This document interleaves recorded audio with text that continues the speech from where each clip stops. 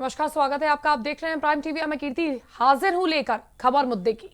कांग्रेस की महासचिव प्रियंका गांधी इन दिनों यूपी में कांग्रेस का सूरज उदय करने की जद्दोजहद में लगी हुई हैं। कांग्रेस की नैया की पतवार प्रियंका गांधी के हाथों में ही है। प्रियंका गांधी लगातार दौरे पर दौरे करके विपक्ष और पक्ष दोनों की नींद उड़ा रही है। महासचिव प्रियंका गांधी मथुरा दौरे पर है और वहां पहुंचकर वो वहां की सियासी नब्ज टटोलने की कोशिश करेंगी। देखिए इस पर हमारी ये खास रिपोर्ट।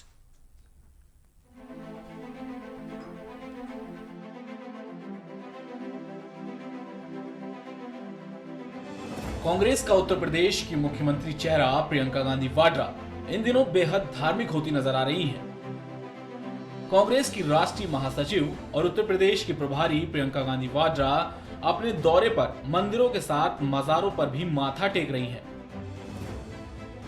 इसी क्रम में उनका मथुरा का दौरा रहा। उन्होंने ठाकुर बांके बिहारी मंदिर में पूजा पाठ की। कांग्रेस महासचिव प्रियंका गांधी आज चौथी बार किसानों की महापंचायत भी करेंगी। मतलब साफ है कि किसानों के मुद्दों को कांग्रेस यूपी में बुझने नहीं देना चाहती। वो चाहती है कि चुनाव तक इस मुद्दे पर राजनीति होती रहे। देश के सबसे बड़े और सबसे अहम सियासी राज्य की सत्ता का सिंहासन यूपी है। चुनौती बड़ी है और ये चुनौती कांग्रेस से ज्यादा खुद प्रियंका के लिए है, क्योंकि इस सियासी अग्नि परीक्षा से ही कांग्रेस महासचिव के लिए सियासत के किले का वह बंद दरवाजा खुलेगा जो उन्हें उस मुकाम तक पहुंचा सकता है जो कभी उनकी दादी ने कांग्रेस के भीतर और बाहर संघर्ष करके अपने लिए बनाया था। प्रियंका गांधी वाड्रा लगातार कृषि बिल को लेकर मोदी सरकार पर हमलावर दिखाई दे ही जाती है। जो किसान अपने बेटे को देश की सीमा पर देश की रखवाली करने के लिए भेजता है, उस किसान को अपमानित किया गया, उसे जलील किया, उसे देशद्रोही कहा, आतंकवादी कहा। प्रधानमंत्री जी ने पूरे संसद के सामने उसका मजाक उड़ाया, उसे परिजीवी कहा, आंदोलन जीवी कहा। देखिए, इंसान की तरह देश का भी एक हृदय होता है। प्रियंका गांधी किसानों को लेकर लगातार सरकार पर हमलावर दिखाई दे रही हैं। वो लगातार इन सवालों के दबाव में सरकार को झुकाने की पुरजोर कोशिश कर रही हैं।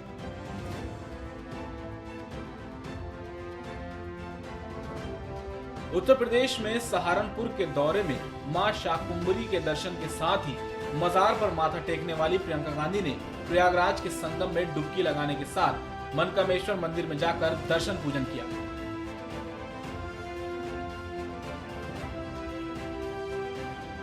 इसके बाद अब कांग्रेस महासचिव प्रियंका गांधी वाड्रा मथुरा का रुख कर रही हैं। कांग्रेस का बंद दरवाजा सिर्फ खुल या सिम सिम कहने से नहीं खुलेगा, बल्कि उसे इसके लिए हर बूथ मजबूत की तर्ज पर आगे बढ़ना होगा। कार्यकर्ताओं को साधना होगा, जमीनी स्तर की राजनीति की नब्ज टटोलनी होगी। केवल प्रियंका गांधी का करिश्मा यूपी में कांग्रेस के सूखे को खत्म नहीं कर पाएगा। मालूम हो कि कांग्रेस 1989 से यूपी विधानसभा में कुछ खास नहीं कर पाई है। उसकी हालत इतनी खराब हो चुकी है कि ऐसा लगता है कि मानो यूपी में कांग्रेस के कुछ दिग्गज नेताओं ने इसकी आदत बना ली है। खैर, प्रियंका गांधी के सामने जहां एक तरफ यादव परिवार है तो वहीं दूसरी तरफ नाथ सरकार है। अब देखना होगा कि वो इन दोनों से कैसे पार पा पाती हैं। Political desk, prime TV. तो वहीं इस वक्त हमारे साथ फोन लाइन पर सचिन रावत कांग्रेस नेता जुड़ चुके हैं। सचिन जी, बहुत बहुत स्वागत है आपका। धन्यवाद। मैं आपसे ये जानना चाहूंगी कि यूपी के चुनाव नजदीक है, उससे पहले जिस तरह से प्रियंका गांधी जहां मंदिर जाती हैं तो वहीं मस्जिद में भी मत्था टेकती हुई वहां पर दरगाह में जाती हैं, तो क्या लगता है आपको कि सॉफ्ट हिंदुत्व का मुद्दा लेकर इस बार कांग्रेस आगे बढ़ने वाली है? देखिए, सबसे पहली बात तो आदरणीय प्रियंका गांधी जी अगर उत्तर प्रदेश के हर जिलों का और हर मतलब अलग अलग मुद्दों के लिए सरकार को घेरती हैं और दौरा करती हैं, तो इसमें कोई बड़ी बात नहीं है, क्योंकि प्रियंका गांधी जी इससे पहले भी इलाहाबाद, प्रयागराज जा चुकी हैं और वो बोट यात्रा उन्होंने 2019 में की थी। लेकिन आज जो जन मुद्दों को लेकर के प्रियंका गांधी जी सरकार के सामने लड़ाई लड़ रही हैं, तो इससे स्पष्ट है कि सरकार पूर्णतः डरी है, वह घिरी हुई है। जिस तरह से आपने देखा होगा कि जब प्रयागराज का दौरा था तो जो उनका नाविक था उससे उन्होंने बातचीत की तो उसने बताया कि 10 नाव जो हैं वो तोड़ी गई और हमारे कई लोगों को मारा पीटा गया। प्रियंका गांधी जी तुरंत उनके लिए खड़ी होती हैं, उनकी लड़ाई लड़ती हैं और सरकार को जब पूरा घेरती हैं उसी दिन जिस दिन आना होता है प्रियंका गांधी जी को, उस दिन प्रशासन के द्वारा उनकी नाव को ठीक करने की कोशिश की जाती है। तो इससे यही स्पष्ट तौर पे निकल के आता है जिस तरह से लगातार उत्तर प्रदेश में जो जंगल राज व्याप्त है, महिलाओं का अगर मुद्दा हो उस पर प्रियंका गांधी जी अगर सरकार को घेरती हैं, हाथरस में जिस तरह से उन्होंने लड़ाई लड़ी, उस पीड़िता को न्याय दिलाया, तो आज अगर किसानों के लिए प्रियंका गांधी जी जिलों जिलों में जा रही हैं और किसान पंचायत के जरिए हमारे किसान भाइयों को 3 काले कानून के बारे में बता रही हैं, तो इससे सरासर सरकार डरी हुई है। तो मैं निश्चित तौर पे कह सकता हूं कि आने वाले 2022 के चुनाव में हम लोग जनहित के मुद्दों को लेकर के सब जनता के सामने जा रहे हैं, उन मुद्दों को लेकर के हम लोग चुनावी। जी ठीक है कि सचिन जी, इस बार क्या किसानों का जो मुद्दा उठा के प्रियंका गांधी अपने कंधों पर लेकर जो वो विधानसभा चुनाव में कांग्रेस को एक किनारे पर लेके आने की उनकी जो कोशिश है और जो किसानों का मुद्दा लेकर आपने भी जिस तरह से कहा कहीं ना कहीं भुनाने की कोशिश हो रही है चुनाव को लेकर, तो क्या लगता है नैया पार लगेगी इस बार कांग्रेस की? देखिए, कांग्रेस पार्टी किसानों के साथ में है और इसकी लड़ाई लड़ने के लिए आदरणीय श्री राहुल गांधी जी ने सबसे पहले इस काले कानून का विरोध किया था। उसके बाद में इन्होंने संविधान को ताक पे रख करके इस कानून को पास करा लिया और हमारा एजेंडा बिल्कुल क्लियर था।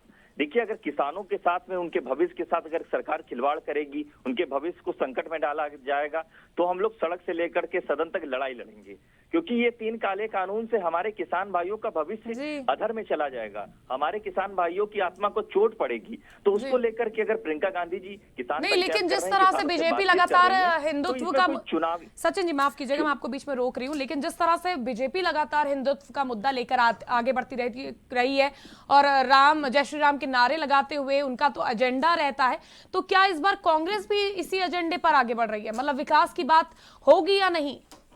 देखिए, विकास की बात कांग्रेस पार्टी हमेशा से करती आई है। जहां तक मैं कह सकता हूं कि हिंदुत्व की बात भारतीय जनता पार्टी करती है, लेकिन कांग्रेस पार्टी सभी धर्मों का सम्मान करती है, सभी धर्मों को मानती है, क्योंकि हमारे भारत देश में सभी जाति सभी धर्म वर्ग के लोग रहते हैं। उन सभी लोगों को लेकर के कांग्रेस पार्टी ने इस देश को बनाने और संवारने में अहम योगदान दिया है। तो हम लोग सीधे तौर पे सभी वर्गों के साथ में हैं, सभी लोगों के लिए लड़ाई लड़ रहे हैं। आने वाले समय में जो हमारी सरकार आ जाएगी उत्तर प्रदेश में, तो हम सभी वर्गों के लिए काम करेंगे। कोई ऐसा नहीं कि हम लोग जातीय सम्मेलन करें, जाति सम्मेलन जिस तरह भारतीय जनता पार्टी कर रही, कुछ विशेष जाति हैं जो इस समय सरकार चला रही हैं। लगातार ऐसी जाति जो मुख्यमंत्री जी उस जाति के आते हैं, उसके जरिए हमारे जो दलित समुदाय और समुदाय उन पे चोट मारी जा रही, उनकी जो और भी जैसे पाल समुदाय के एक व्यक्ति था जिसको गोली मार दी गई थी। तो मुख्यमंत्री जी लगातार एक विशेष वर्ग को बढ़ावा दे रहे हैं, एक विशेष वर्ग के जरिए गुंडागर्दी करा रहे हैं। तो पूरी उत्तर प्रदेश की जनता जानती है इनका चेहरा। तो आने वाले समय में चुनाव है और जनता जनार्दन होती है। आने वाले समय में अगर कांग्रेस पार्टी की स्वीकार्यता जनता के साथ बढ़ेगी तो निश्चित तौर पे हमारी सरकार बनेगी। बिल्कुल सचिन जी, बहुत बहुत शुक्रिया हमारे साथ जुड़ने के लिए। तो ये थे सचिन रावत, कांग्रेस नेता, जिन्होंने कहा कि किस तरह से गुंडा राज चल रहा है यूपी में। हालांकि देखना अहम होगा जिस तरह से कांग्रेस की नैया किनारे पर लगाने के लिए प्रियंका गांधी लगातार तत्पर नजर आ रही हैं। सॉफ्ट हिंदुत्व का मुद्दा हो, चाहे वो किसानों का मुद्दा हो, वो किसी भी मुद्दे को छोड़ने को तैयार नहीं है और लगातार गांव-गांव जाकर वहां महापंचायत कर रही हैं और तमाम वर्गों को साधने की कोशिश कर रही हैं। तो देखना अहम होगा कि क्या प्रियंका गांधी का जो ये रोड शो है और ये महापंचायतें हैं, ये 2022 के विधानसभा चुनाव में रंग ला पाती हैं या नहीं। बढ़ते हैं आगे और सोनभद्र के बिजपुर में इन दिनों वन विभाग की मेहरबानी से वन विभाग की जमीन पर मकान बन रहे इस अवैध निर्माण को रोकने को लेकर राष्ट्रीय स्वयंसेवक संघ, बजरंग दल और विश्व हिंदू परिषद के लोगों ने क्षेत्रीय वनाधिकार से मिलकर रोकने की मांग की है। जब क्षेत्रीय वनाधिकारी से जानकारी लेने का प्रयास किया गया तो उन्होंने कहा कि जांच कर आवश्यक कार्रवाई की जाएगी। इस अवसर पर उपेंद्र प्रताप सिंह, संदीप उपाध्याय, विजय सोनी समेत काफी लोग मौजूद रहे।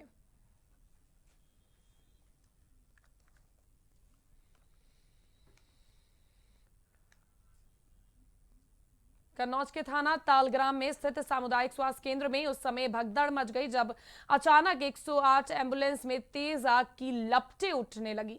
मौके पर पहुंचे स्वास्थ्य स्टाफ स्थानीय लोगों की सहायता से आग पर काबू पाया गया। एम्बुलेंस के एएमटी रंजीत कुमार ने बताया कि शाम को एक मरीज को अस्पताल में छोड़कर एम्बुलेंस को सामुदायिक स्वास्थ्य केंद्र में खड़ा किया गया था। कुछ देर बाद अचानक एम्बुलेंस में आग लग गई और एम्बुलेंस देखते ही देखते आग की लपटों से घिर गई। वहीं घटना की सूचना पर मौके पर पहुंची पुलिस, लेकिन तब तक स्थानीय लोगों की सहायता से आग पर काबू पा लिया गया था। हालांकि अभी तक आग लगने के कारण स्पष्ट नहीं हो पाए हैं।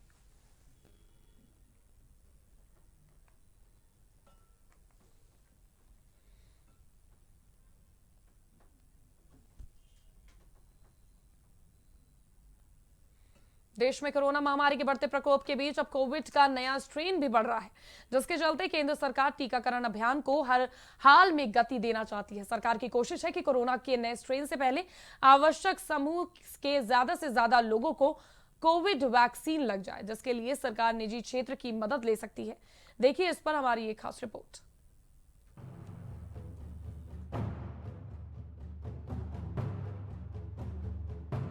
देश में कोरोना के बाद अब कोविड का नया रूप भी बढ़ रहा है। इस दौरान सरकार अगले कुछ दिनों में निजी क्षेत्र की सहभागिता को लेकर नीति स्पष्ट कर सकती है। इस चरण में 50 से कम उम्र के उन लोगों को भी शामिल किया जाएगा जिनमें कोरोना संक्रमण फैलने की ज्यादा आशंका है। नीति आयोग के सदस्य डॉक्टर वीके पॉल का कहना है कि निजी क्षेत्र में कोरोना टीकाकरण को काफी बल मिला है। डॉक्टर पॉल ने कहा कि मौजूदा समय में स्वास्थ्य कर्मियों और फ्रंटलाइन वर्कर्स को लगने वाले टीकों में निजी क्षेत्र मुख्य रूप से शामिल है। उन्होंने बताया कि हाल ही में भारतीय उद्योग परिसंघ ने टीकाकरण में व्यापक निजी क्षेत्र की भागीदारी की अनुमति के लिए प्रधानमंत्री मोदी को पत्र लिखकर मांग की थी। उन्होंने जानकारी दी कि किसी भी दिन लगने वाले 10,000 टीकों में से 2,000 टीके निजी कंपनियों की ओर से लगाए जा रहे हैं। साथ ही बड़े पैमाने पर टीकाकरण अभियान में निजी क्षेत्र की कंपनियों की भागीदारी आवश्यक है। एक आधिकारिक सूत्र की माने तो अगले चरण में केंद्र सरकार प्रतिदिन 50,000 लोगों को टीका लगाने की योजना बना रही है। अब तक देश में 1.07 करोड़ लोगों को टीका लगाया जा चुका है। वहीं आने वाले चरण में 40 से 50% टीकाकरण निजी सेक्टर के माध्यम से किया जाएगा। इस बीच देश में लगातार 5वें दिन कोरोना वायरस से इलाज करा रहे मरीजों का आंकड़ा बढ़ा है। अस्पताल में इलाज करा रहे मरीजों की संख्या 1.5 लाख के पार चली गई है। वहीं स्वास्थ्य मंत्रालय के मुताबिक देश में कोरोना संक्रमण के कुल मामले 1.10 करोड़ के पार चले गए हैं। रायबरेली के लालगंज कोतवाली क्षेत्र में एक युवक गंभीर रूप से घायल हो गया। दरअसल ट्यूबवेल के तार को ट्रांसफार्मर से सही करते समय एक शख्स अचानक तारों में स्पार्किंग होने के बाद गंभीर रूप से झुलस गया। बताया जा रहा है कि खेतों में काम कर रहे अन्य लोगों ने इसकी आवाज सुनी और आनन फानन में 108 एम्बुलेंस को सूचना दी। वहीं मौके पर पहुंची एम्बुलेंस ने इलाज के लिए रायबरेली जिला अस्पताल में युवक को पहुंचाया, जहां डॉक्टरों द्वारा उसका इलाज किया जा रहा है।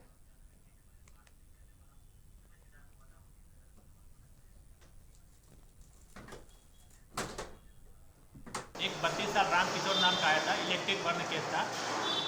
इलेक्ट्रिक बर्न बिजली से जला हुआ था उसको। बाकी उसको बहुत सीरियस कंडीशन था। दोनों राइट साइड का अपर लिम्ब और लोअर लिम्ब, मतलब हाथ और पैर दोनों जले हुए थे और वो बिजली से जला हुआ था। पता नहीं ये किससे जला, समथिंग वो कुछ कर रहा था तार पे, ट्रांसफार्मर के पास, उसी से जला हुआ है। बाकी कंडीशन उसकी ठीक नहीं थी, क्रिटिकल कंडीशन है। बाकी उसको एडमिट। रायबरेली में परिवार समेत गंगा स्नान करने गई 3 महिलाएं गंगा नदी में डूब गई। हालत बिगड़ने पर 108 एम्बुलेंस के द्वारा इलाज के लिए जिला अस्पताल ले जाया गया। वहीं तीनों लड़कियों को ग्रामीणों की मदद से बचा लिया गया है। बता दें कि सभी लड़कियां बाराबंकी जनपद की रहने वाली हैं। रायबरेली में परिवार समेत गंगा स्नान करने गई 3 महिलाएं गंगा नदी में डूब गई।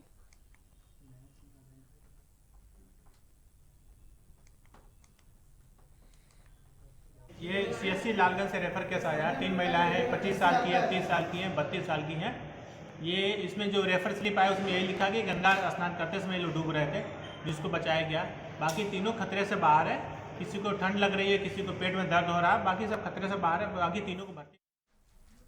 उत्तर प्रदेश के मुख्य विपक्षी दल समाजवादी पार्टी, बहुजन समाज पार्टी और कांग्रेस ने उत्तर प्रदेश विधानमंडल में प्रस्तुत 2021-22 के बजट को किसानों, युवाओं, महिलाओं और बेरोजगारों समेत आम जनता के लिए निराशाजनक और चुनावी स्टंट बताया है। इस बाबत विधानसभा में नेता प्रतिपक्ष और समाजवादी पार्टी के वरिष्ठ नेता राम गोविंद चौधरी ने बजट की आलोचना करते हुए कहा, यह बजट झूठ का पुलिंदा है और यह चुनावी बजट है।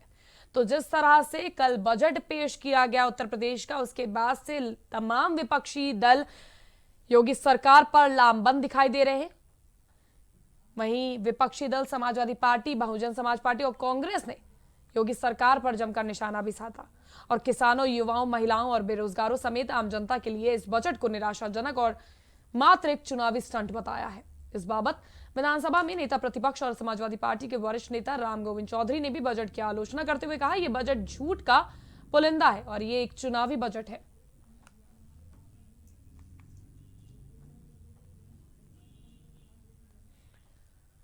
समाजवाद और समाजवादी चिंतन पर अध्ययन के लिए देश के कई केंद्रीय और राज्य विश्वविद्यालयों में शोध पीठ और केंद्र है, लेकिन BHU देश का पहला ऐसा विश्वविद्यालय बनने की ओर अग्रसर है जहां सांस्कृतिक समाजवाद का अध्यापन किया जाएगा। इसके लिए doctor Ram Manohar Lohia chair for studies of cultural socialism की स्थापना सामाजिक विज्ञान संकाय में की जाएगी। तो 5 करोड़ से स्थापित होगा राम मनोहर लोहिया पीठ। बता दें, BHU में अब सांस्कृतिक समाजवाद भी पढ़ाया जाएगा। समाजवाद और समाजवादी चिंतन पर अध्ययन के लिए देश के कई केंद्रीय और राष्ट्रीय विश्वविद्यालयों में शोध पीठ और केंद्र है, लेकिन BHU अब देश का पहला ऐसा विश्वविद्यालय बनने जा रहा है जहां सांस्कृतिक समाजवाद का अध्ययन कराया जाएगा।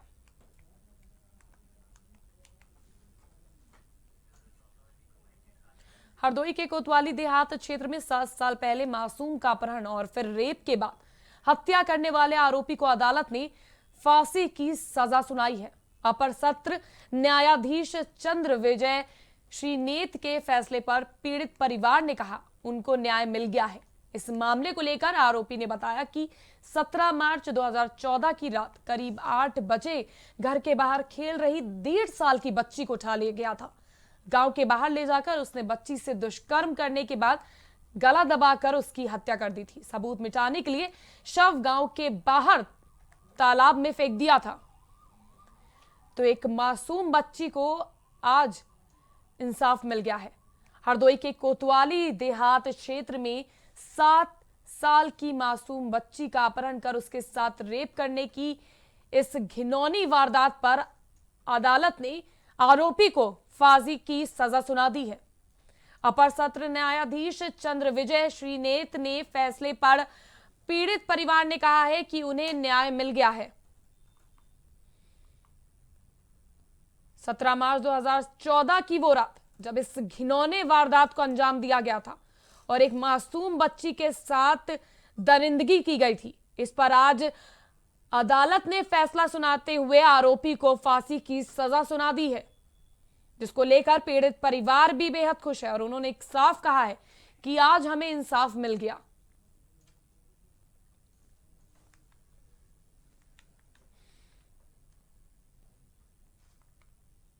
फिलहाल के लिए बस इतना ही। आपका ही मत जाएगा। देश और दुनिया की तमाम खास खबरें जारी रहेंगी प्राइम टीवी पर। तब तक के लिए आप स्वस्थ रहिए, सतर्क रहिए और देखते रहिए प्राइम टीवी।